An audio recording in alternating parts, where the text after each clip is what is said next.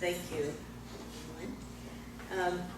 So last week, when I spoke, those of you who were here, I told my testimony of my life up to the point where I joined the church and a little bit about that. Today I want to give you the rest of the journey until now. So what I've done is I've pulled out little vignettes. This is nowhere near all the different things that have happened throughout my life, but it's I thought some interesting stories. So I want to share them with you to just help you understand some of the things that did happen in the church throughout the years. I've been in the church now since 1967, so it's been a long journey.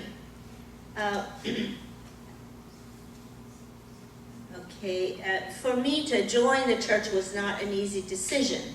Part of it was I was a strong Christian, and when I heard the divine principle, it was very meaningful for me, and I felt like I was gaining a lot. But then, of course, I had to make a decision. And when it came to father's role in the church, to parents' role in the church, that was a difficult one for me because, of course, I had to change my whole thinking.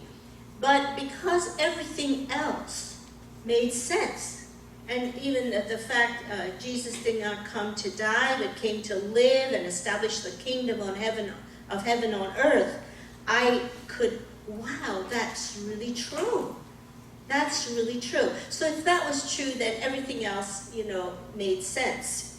So I signed the membership in 1967 in April, and I made that big decision and began living in the church, in the church center. This was in New York City. I was still a student at NYU. I was just finishing, and at that point, my prayer was that God will show me what He wants me to do next. And I felt very open to whatever was going to happen next.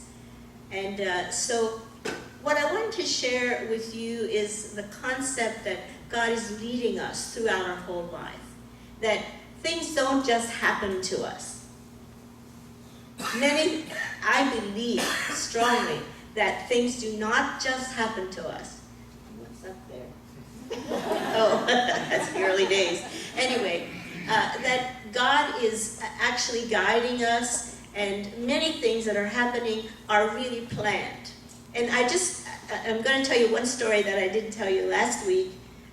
When the two girls, Barbara Mikesell and Diane Fernsler, told me about the unified family, I went to the center the next night to hear the first lecture.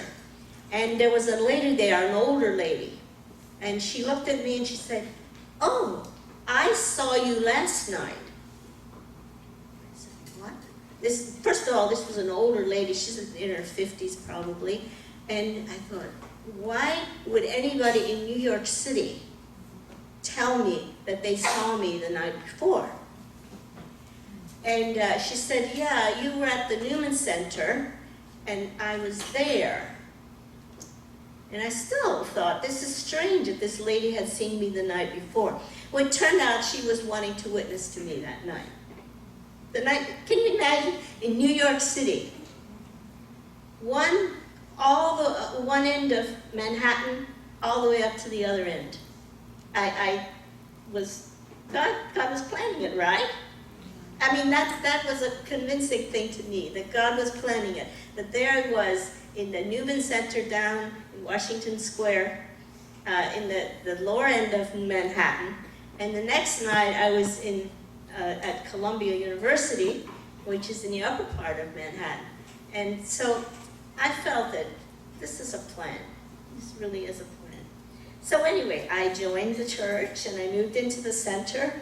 And after I graduated, that was about 3 months before I graduated, I moved to Washington, D.C. and to live there. And Young Kim was there. She was a great mentor. She was a very solid person. She had been a theologian. I don't know how many of you know much about her. She was one of the first missionaries to come to America. She had been a professor at Ewha University, and when the girls joined from Ewha University, 10 girls joined the church, and there was a great upheaval about that, and so she was sent by the president of the university to check this out. She heard the divine principle, and she also became a member. Okay, now, let me get to where we're at here. Okay, that first picture is the first blessing in America, the 43 couples, first couples. The couple that's singing is Carl Rapkins and Lena Rapkins. The father and mother are sitting right here. This is Vivian Burley here, George Norton. I think the arms are sitting here somewhere. Anyway, those were the first couples. So I just threw that in. I thought it'd be kind of fun for you to see. The next one is 1970, that's Hugh and B. And the one down here, when we went for the blessing in Korea, we spent 2 or 3 weeks in Japan. And we were witnessing there, and so I was speaking from one of the vans. We spoke in English, and then some Japanese member, quote, translated it in Japanese. I used to think I have no idea what they're saying, what I'm supposed to be saying. I'm sure it wasn't what I said. Anyway, it was interesting. We did all memorize a little Japanese speech, and I still remember mine. Let's hear it. You want to hear it? Yeah. Okay. Nihon no minasama, konnichiwa, wakaru budokan ni sanku shimashou. Arigatou gozaimashita.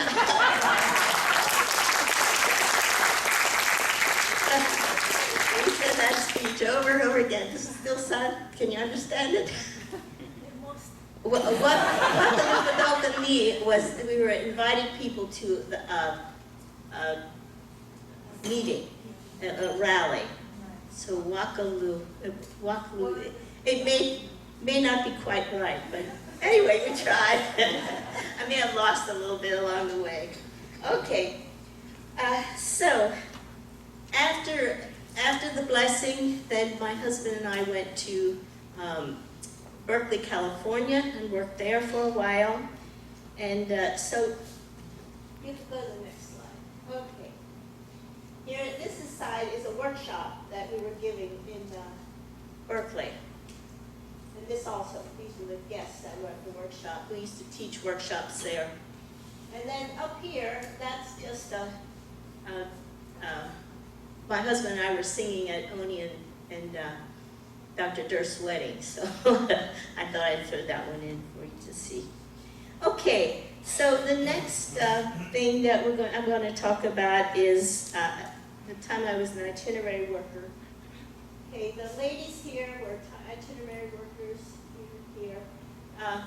All the women were invited, asked to become itinerary workers and visit the centers throughout the country. So I was one of them. We had already had 2 children. And put the next thing. We had 2 children, and I had to leave them behind, which was the hardest thing I ever did in my life, to leave the children behind and go out. We went out for 3 years. So for 3 years, my husband and I did not have a home anywhere. The children were in the nursery. He was, during that time, he was in the seminary? No, bus team. He had a bus team. So it was a very deep time for me. We visited the centers. We looked at, I tried to help each center leader. These were all young leaders who had been sent out to each state. And, but deep in our hearts was the pain of having to leave the children behind. But anyway, we did it. We did it for the sake of God. We did it for the sake of building our movement, building the kingdom. We really believed that doing this would be a furtherance of the kingdom. So I want to tell you some little story about something that during that time, when Father sent us out, he told us to write reports, send reports to him. And so I talked to the other sisters, and we said, should we write reports to Father? Who should we send them to? So most of them decided they would keep in touch with Mr. Salonen and send reports. I decided, well, I'm going to send a report to Father. I'm assuming he won't get it, that it'll go somewhere to headquarters and he would not get a report. But I decided to do that. So every week I would write a report. I would visit one center, write a report, and then I would go on to the next center. And so I did that every week for 3 years. And one time, long afterward, Colonel Hun said to me, "Oh, Nora, I miss your reports." I said, "You miss my reports?" And he said, "I used to read them to Father every week."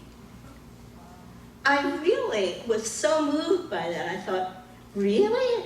Father cared to hear what I had to say? And so I felt that cemented a relationship with Father that was very deep for me. My reporting, but also even his receiving that report meant something. And so he would, it's famous stories for the older members that Father was always picking on me. Whenever we'd have a meeting and a conference, Father would, "Nora," and he'd say something, always say things to me. It wasn't always, he would challenge me, "Are you doing this? Are you doing that?" I'll tell you a very funny story. One time he said to me, he was trying to get the members to sell tuna. Then he said, "Nora, will you sell tuna on a street corner, in the snow, in your, bikini?" Can you imagine? Everybody roared. It was so funny.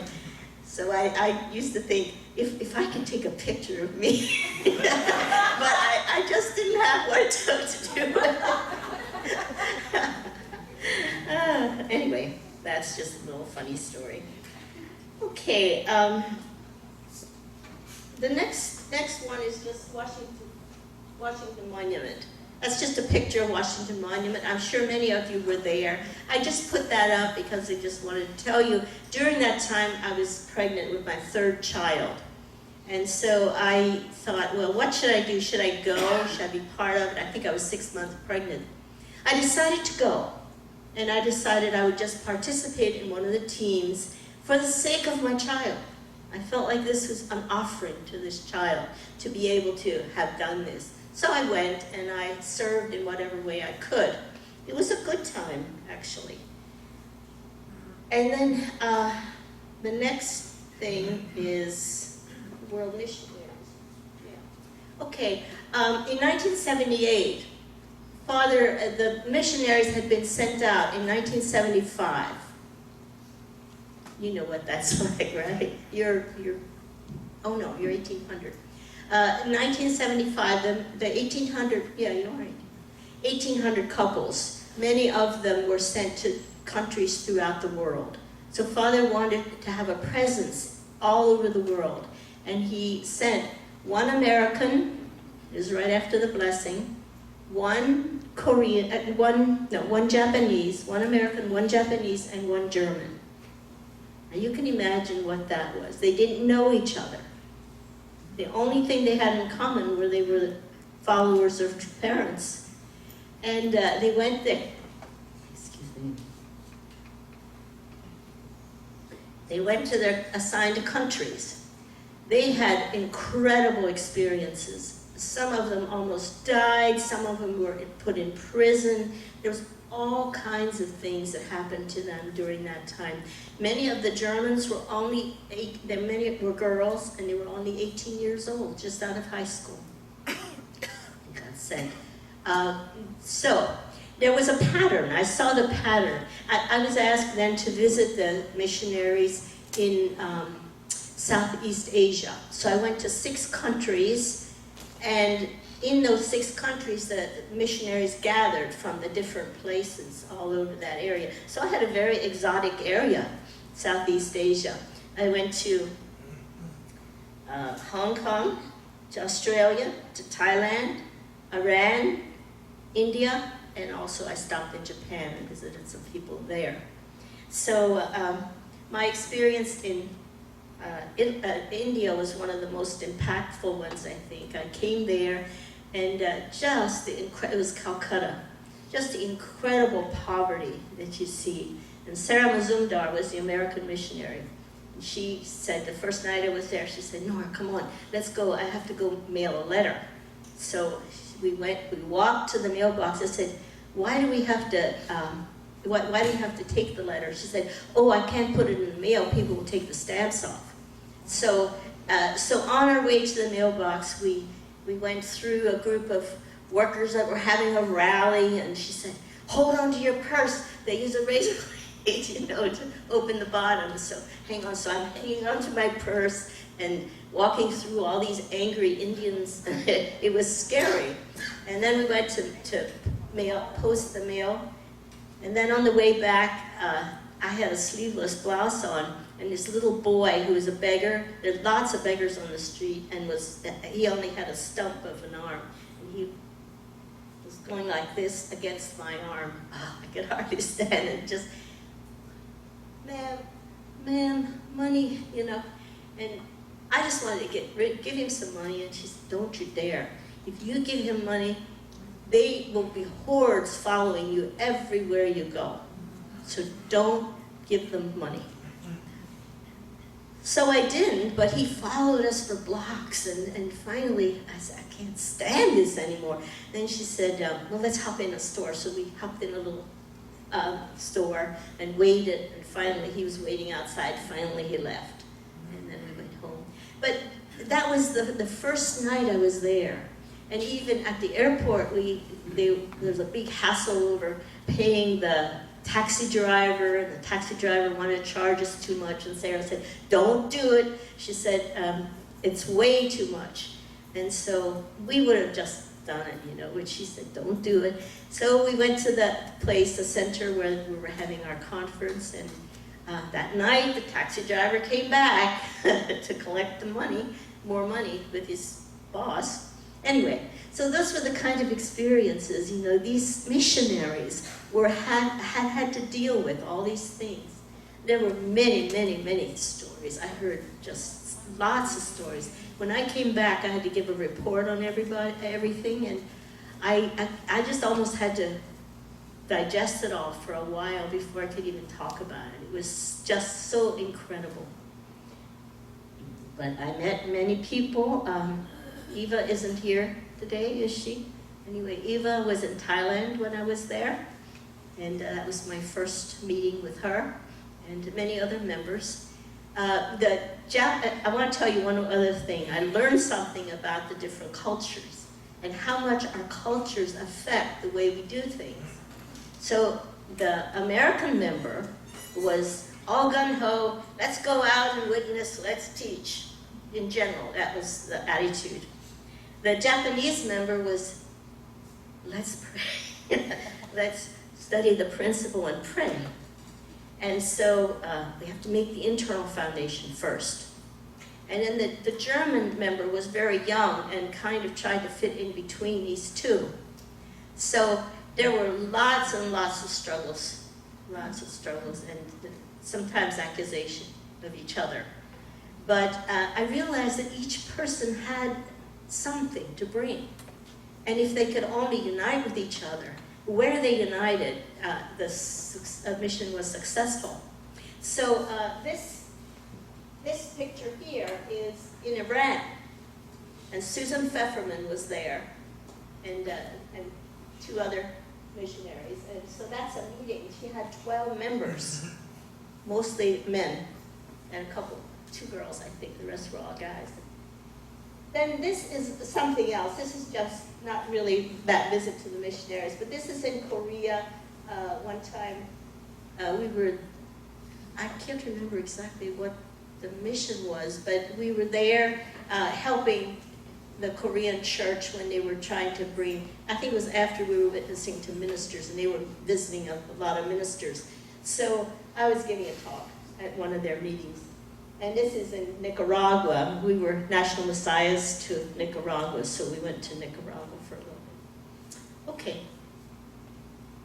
We can move on to the next one.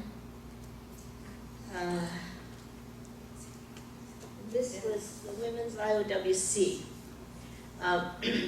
One time, Father decided that he would send the women out for an IOWC. So we had 3 teams. I was in charge of one team, and I had 70 women. Now, this was no small feat, because most of the women had just, many of them had started their families already, so they got out of their nice little nests, you know, and about half my team was pregnant, and a good size of the team also was older, so there were some older women. Those who weren't pregnant were sometimes older.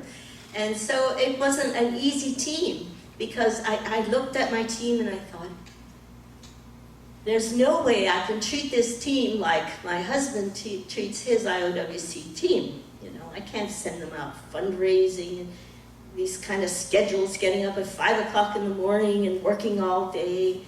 And some of them had morning sickness, and you know, I just looked at it. What can I do with this team? So I decided, okay, I will treat them, we'll do it more like college. I met with each person and I said, look, there's no way you can have the quantity of time that most IOWCs do, but we can have quality time. So I want you to think about quality time, and I want you to think about how many hours a day you can work, and what hours of the day you will work. And so I made a separate schedule for each person. And I said, you're mature women, you're on your honor, you go out and you witness but you put in a certain number of hours. Each person had a certain number of hours that they had to put in. And I said, I believe that if we work like this, we can bring as much result as the guys can. And we did. We did. We had a very good team. And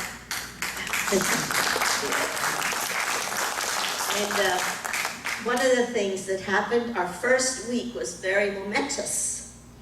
Kathleen Goto, I don't know if people remember her. Kathleen Goto was on the team. She came, she was out to here. She was pregnant with triplets. Triplets. She's supposed to be in bed.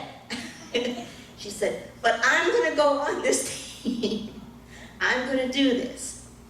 So I said, look, Kathleen, you don't have to do anything. Just being here is enough.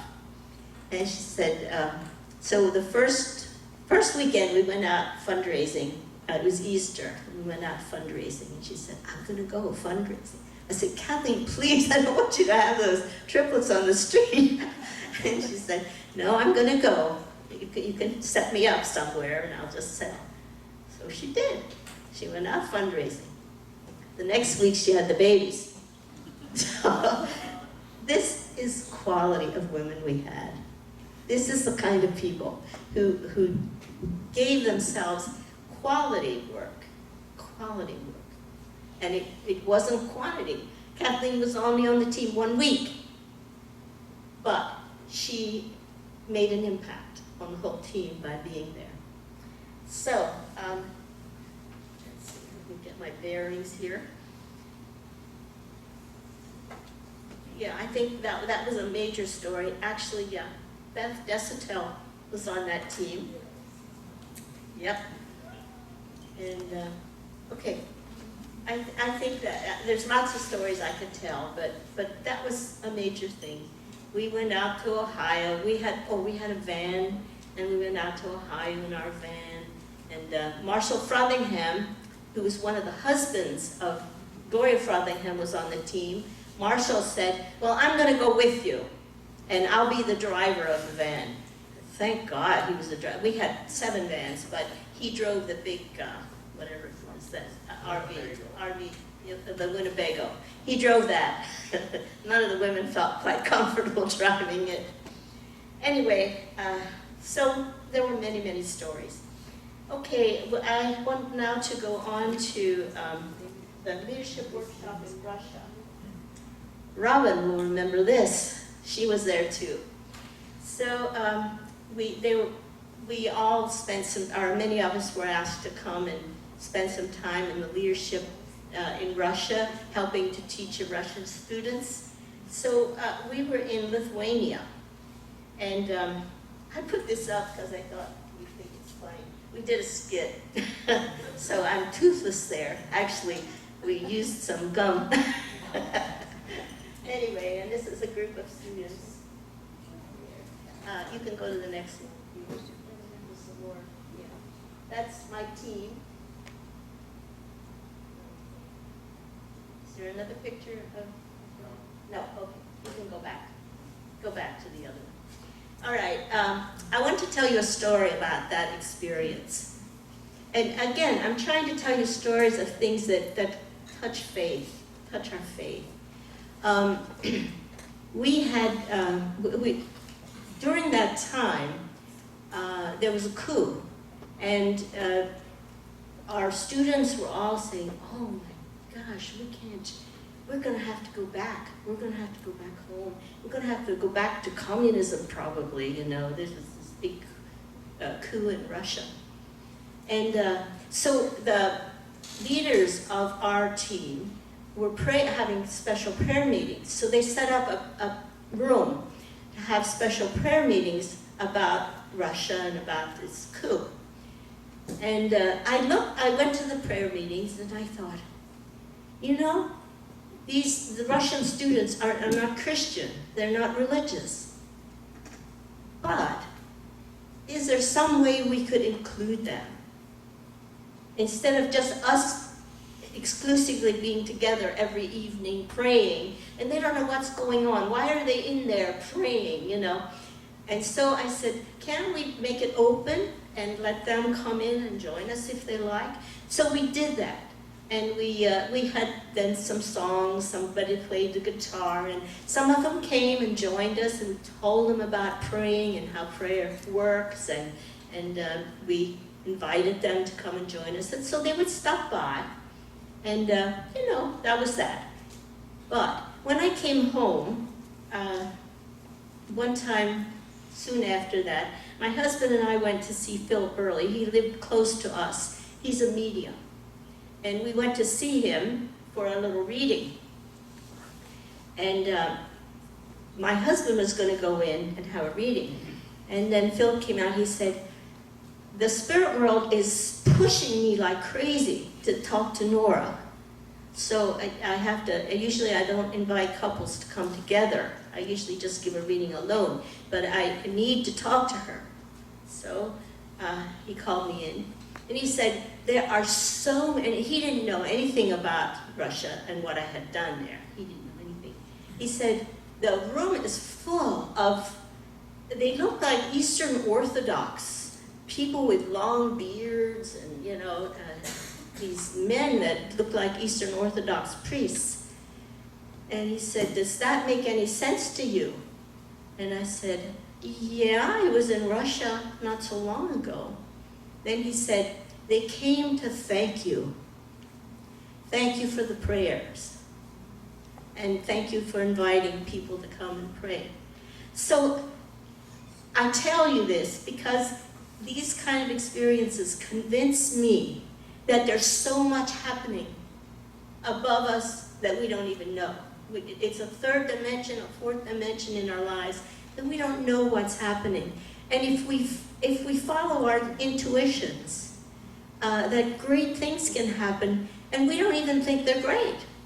I didn't think there was anything that big deal about inviting them to come in, but it meant so much to all these old Eastern Orthodox priests who were probably trying to guide the history of Russia.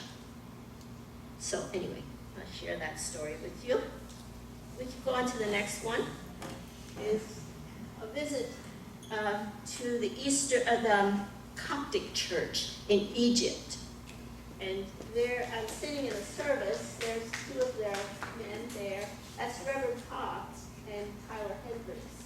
So we went as a little group to actually talk to the Coptic Pope. He was a pope, yeah. Coptic Pope, this is him. And I forgot his name, Sanuda, yes. Anyway, he spoke at the meeting, that's where we're sitting, he spoke. At a wonderful church of thousands of young people. He really knew how to relate to them. And one of the things that impressed me is that he did not stand to speak, he sat behind a table. And at the table, he invited the young people to come up and bring their questions. And then he went through them and answered their questions. Isn't that something? It was really a very interesting experience just to see how he handled them. We spent some time with him. We spent time with the Coptic church. Of course, they never joined our church, but it was a witness. It was a witness. Okay, that's on to the next one. Now we'll move to Women's Federation. I put this picture up because the sisters, sisterhood ceremonies were a very important part of the Women's Federation.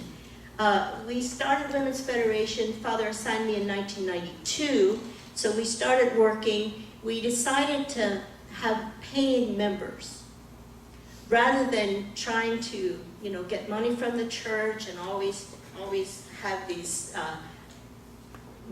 always having to beg for money to run a little organization. We decided that we'll have members, and in Japan already, many people had been members of the Federation for World Peace. It wasn't Women's Federation, it was the precursor. What was it? Asian Women's Organization. Anyway, it was something in Asia that Father had done first. And then he asked us to start it here. So Mrs. Sugiyama was asked to be the president of the Japanese one. I was asked to do the one here. So we began very, very humbly and simply by asking all the women to pay a small membership fee, and we did a newsletter and tried to do some things in each state, create little chapters in each state. And then all of a sudden, in 1994, Father came and asked a meeting with me and Mrs. Sugiyama. And he said that he wanted us to, they had the sisterhood ceremonies between Japanese and Koreans in Korea, and he asked for us to have sisterhood ceremonies here. This was like, the Women's Federation was like this, and then suddenly it became like this, really big. Father wanted to bring all these sisters, and he asked Mr. Ju and the Washington Times to get behind it and help us. And so Mr. Ju took it very seriously. He really helped us. They invited all these major speakers to come. And we would have the sisterhood ceremonies. I think if you were in the church then, you know about it, and you probably attended one of them. This is John Denver. We had major singers, major entertainers. He was so wonderful, and everybody was just up there clapping and singing, and he was so excited because we all knew the songs, the John Denver songs. He's such a very warm, nice person. Okay, could go to the next one. This is George Bush. I had a lot of contact with the Bushes. They came to quite a few of the Women's Federation meetings. George Bush loved that bridge ceremony. He said, if we had done something like this, maybe we could have prevented, Pearl Harbor. And this was 50 years after Pearl Harbor that we did this. He was so moved by it. He said he got tears in his eyes when he saw the women crossing the bridge. He crossed the bridge. His wife gave speeches and crossed the bridge many times. She was Mrs. Sugiyama's sister. So actually, even after that, she invited Mrs. Sugiyama to come to her son's graduation. So it's like that relationship was very deep with the Bushes. So at one point, Father asked the Bushes to come to Japan, and he asked me to go with them. So this is in Japan, and Larry Moffat is also there. This was just for fun. That was in Alaska. Father invited the Women's Federation leaders to come up to Alaska, and we went fishing. So there I am in all my yellow rain gear. Okay, let me see. Next, one more thing I want to say about Women's Federation. We were asked to go to the UN and try to get NGO status. So that was no small thing. The application took almost a year, and Linda Perry worked on that for almost a year. Going through, and we had to give all kinds of reports. We had to collect the information from the whole world, all the Women's Federation throughout the world. How many members do we have? How do we support it? All the things about it. So it's a big application. Finally, we got the application in, and finally we came up for review. So we had to meet with, there were 30 ambassadors to make the decision as to whether we could get this status. Now, the thing that I was most worried about was if they felt that it was being supported by Unification Church, and that would come up, immediately it would be rejected. So I had to be very careful how we got our money, and we did not get our money except through members. That was the reason we could get NGO status, because we were not given big chunks of money by anybody else, and they could believe that we were a grassroots organization. I have to say, it was the Japanese women who were out in the countries when 10 Japanese women had been sent out to each country. So it was their work that they did that we could highlight and tell them that this is the kind of work Women's Federation is doing. They were so impressed, and they loved it, and they gave us the highest level of NGO status. So it was a wonderful thing, but I tell you, I was shaking in my boots when they were making the decision, and I had to be available for them to call on to ask questions. So they called me up for 2 questions, and I thought, oh, what kind of questions are they going to ask me? Well, these were the questions. The Chinese ambassador wanted to know if we were the same group as the All China Women's Federation.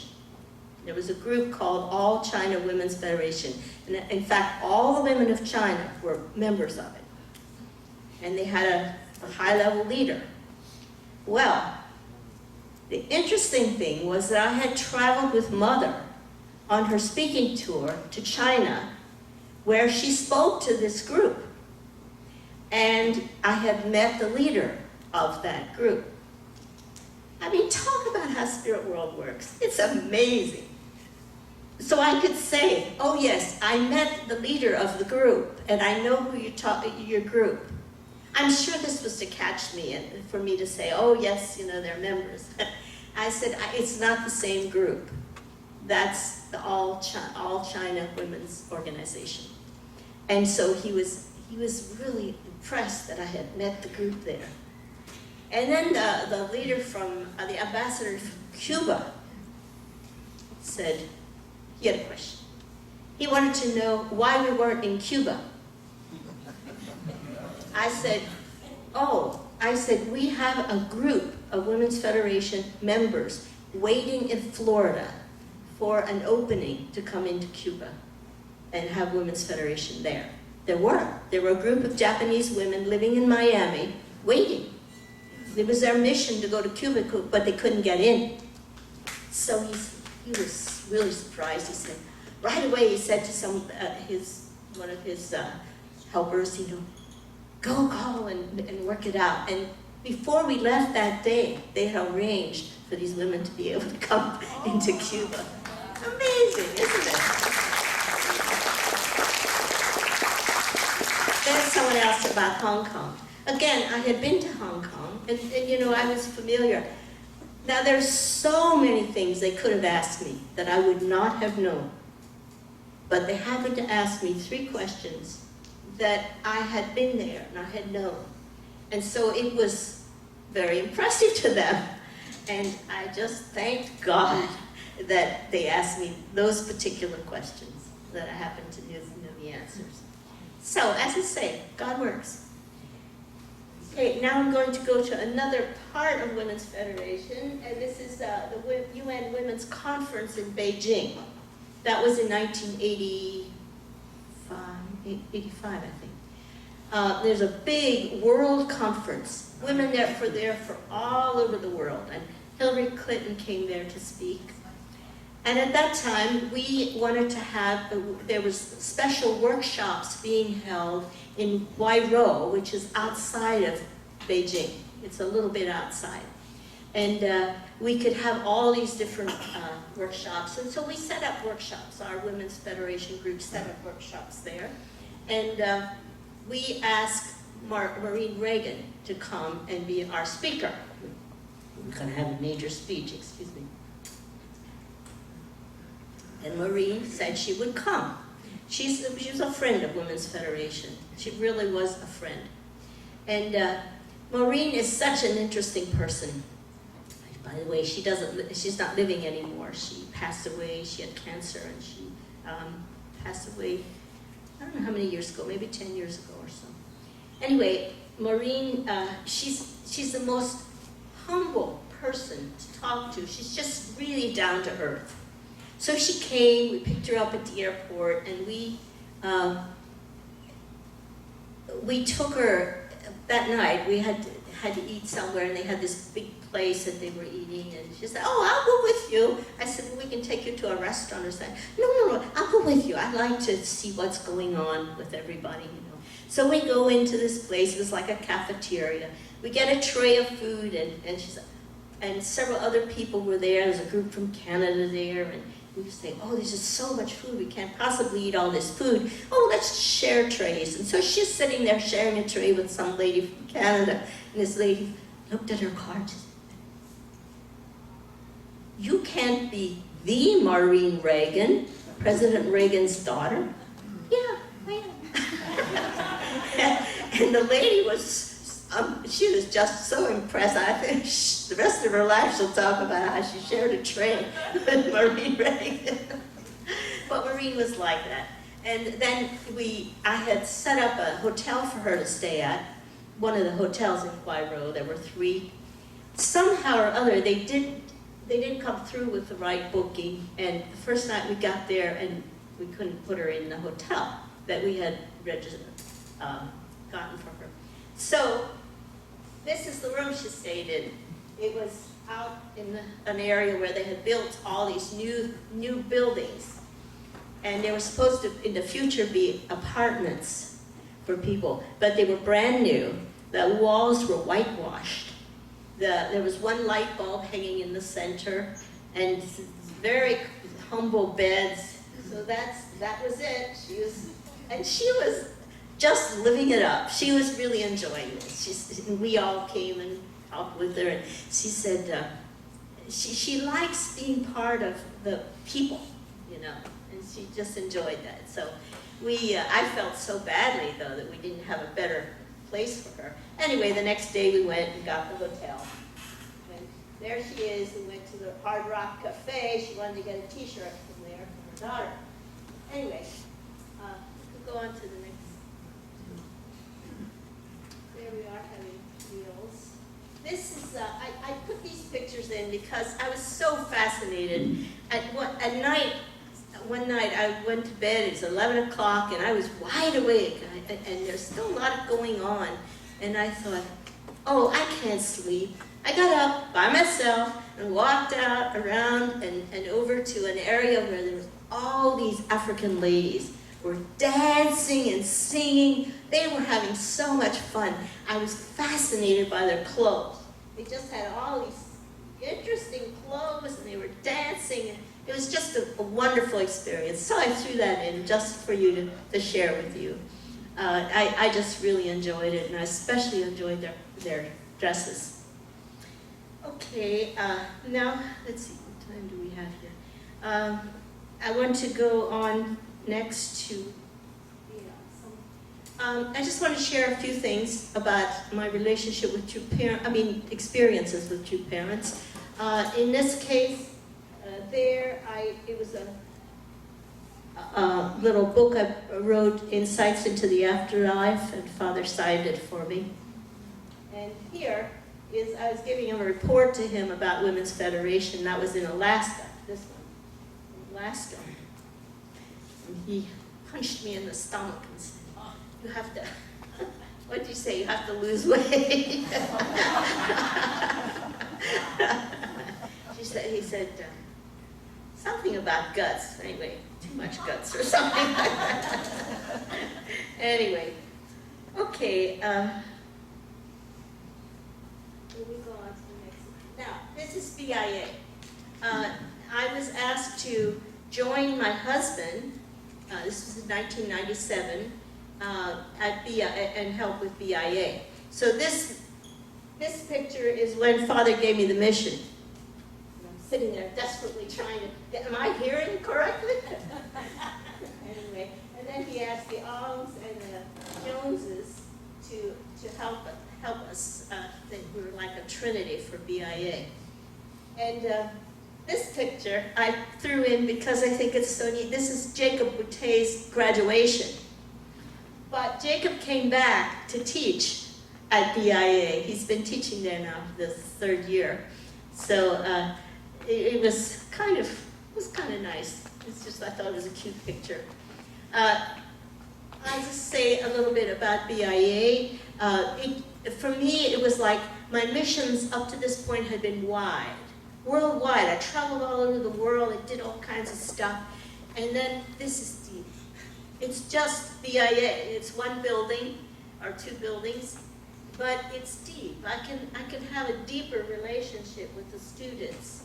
And so to me, the challenge was to create an atmosphere where the divine principle could be practiced, an environment where the students, the second generation, could be free to practice what they believed, and there wouldn't be any problem with it. And I have to say, we now have, we're an open school. We have second generation, we have third generation, we have international students from China who don't believe in God at all. We have students, second generation from Korea and Japan. So it's quite a mixture, and local students. But the students have a kind of a spirit about them that's very harmonious. And if you go there, you don't find any bullying. They're really good students. They're very harmonious. And so I'm really happy to create an atmosphere where our students can feel free to practice their faith. One of the things I'll just tell you this, we have a policy, a no dating policy. And the students are comfortable with that. The local students are very comfortable with it. So there is no dating, there's no, picking up partners. Once in a while we notice that a boy and a girl spend quite a bit of time together, but we can't say anything if they study together. They know what the policy is. So, okay, now I'm just going to show you a couple family pictures. This is the family that went through all this stuff with me. And this is my little grandson, Ari. Okay, Chrissy's son. Okay, go to the next. Okay, these are our children. And this is a family reunion we had. That's our kids, all their family also. I showed you a picture of my family, my original family, my brothers and sisters. Okay, this is a picture of them now. Last week I showed you when we were young. So this is a picture of them now. They aren't all there, but most of them. So this is my sister, starting in the back at the top on the left, and my brother and his wife, my other brother's wife, and another wife. So that's my brother. This is my brother-in-law also, and brother-in-law, Hugh. And that's my sister and another sister. And these are our children in the front.